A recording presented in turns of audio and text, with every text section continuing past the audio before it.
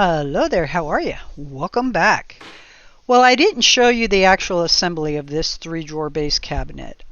The whole focus of this video is how I converted the 3-drawer base cabinet into an RV stove oven combination cabinet.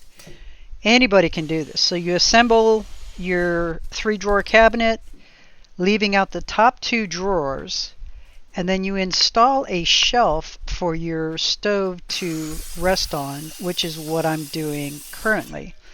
Now mind you, all of the plywood and these fir strips, these are all things that I had lying around out here at the barn. So again, I'm just repurposing. And that cabinet I purchased from a fella that does closeout liquidation type things, so I got a fantastic deal on this cabinet as well. Now the other thing about this cabinet, if you'll notice, it's actual plywood construction. It is not particle board, and that was key because I am going to be using this inside the barn as my cabinet, and I'm utilizing the RV stove combination as my primary cook source on the inside of the barn. So you have to scuff the inside of this cabinet. It's actually finished with, it feels like polyurethane. Scuffed it up so it would take the paint and then a couple of brad nails to hold it in place. It's a pretty tight compression fit, so with the glue, the brad nails, and the actual compression of it all, I think that it's going to be very sturdy.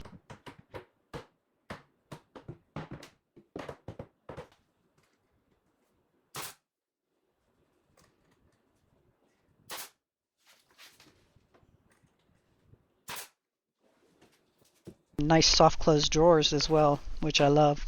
And it's just that simple. So the shelf is ready. Now I just have to cut out these 2 upper drawer openings. And once I cut those upper 2 drawer openings, that stove is going to slide right into place. Now I'll have to reinforce it when I get around to doing my countertops. But for right now, this could not have worked out any more perfect than it did.